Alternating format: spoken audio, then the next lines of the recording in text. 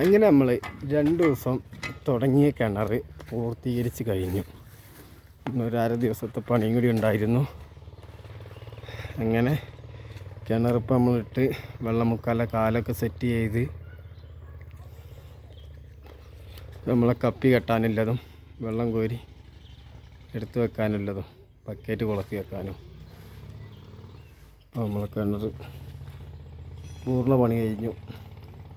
ഇനിയിപ്പോൾ ഒന്ന് വെള്ളം അടിച്ച് കളഞ്ഞാൽ മതി.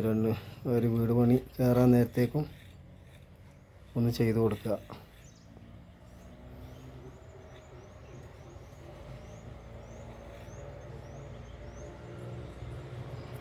കിണറിൻ്റെ വർക്ക് പൂർത്തിയായി.